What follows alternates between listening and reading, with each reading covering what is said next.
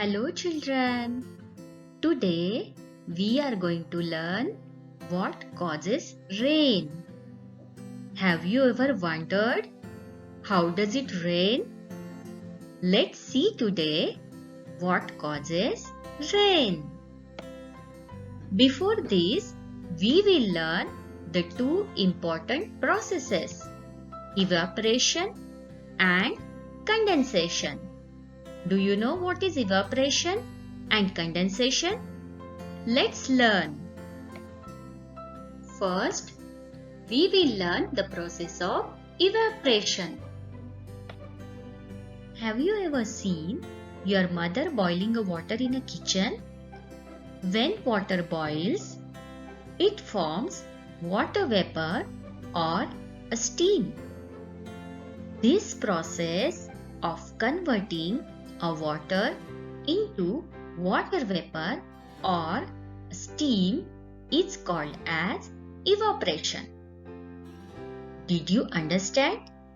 Evaporation is the process in which water turns or converts into water vapor or steam.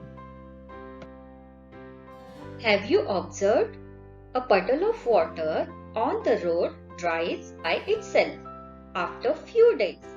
Have you ever thought how does it dry? Is it a magic? No, it's not a magic. It is because of evaporation.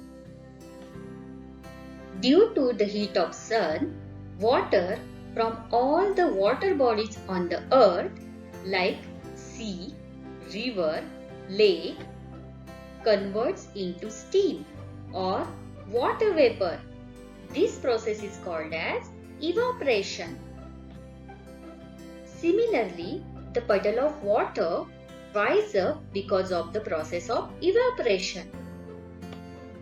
Do you know why the wet clothes dry fast during the summer season and why the clothes dry slow during winter? It is because in summer the temperature is high and in winter the temperature is low.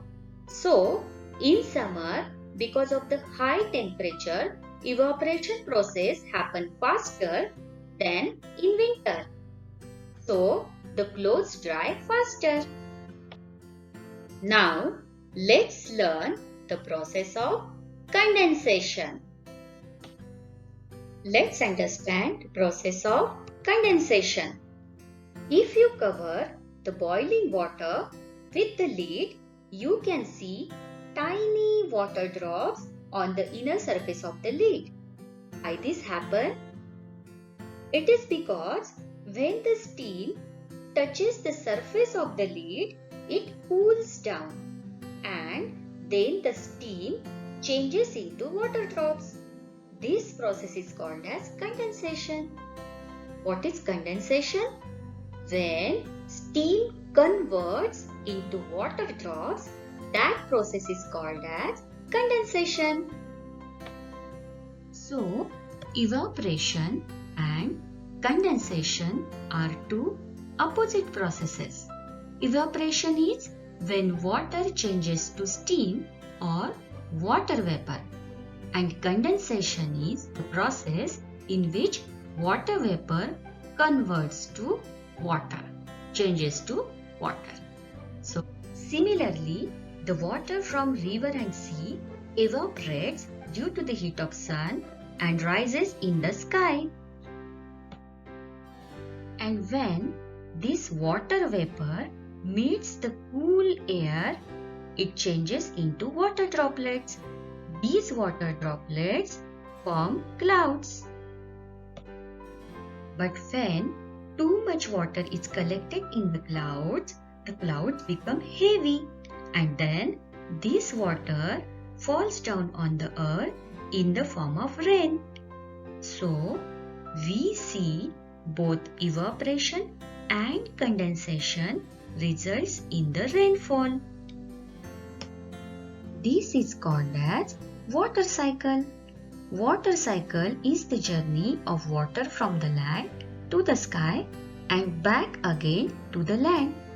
Water from the land gets collected in the sea. Due to the heat of sun, water from the sea evaporates and goes to the sky. It forms clouds, and then again when clouds come in contact with cool air, this water falls back on the ground in the form of rain. This is called water cycle, and this is the process of evaporation and condensation, because of which rainfall happens. So, sun plays an important role in this whole process. Due to the heat of sun, water from all the water bodies on the earth evaporates and goes in the sky and forms cloud. And when cloud become heavy, this water falls back on the earth in the form of rain. The rainwater fills all the water bodies on the earth like river, lake, sea with water. This cycle continues and we can enjoy the beautiful rain on earth. So children, today we learned two processes, evaporation and condensation. Evaporation is the process in which water changes into water vapor, and condensation is the process in which water vapor changes back into the water. This is how rainfall happens on the earth. In next lesson, we will learn some another topic. Till then, bye bye.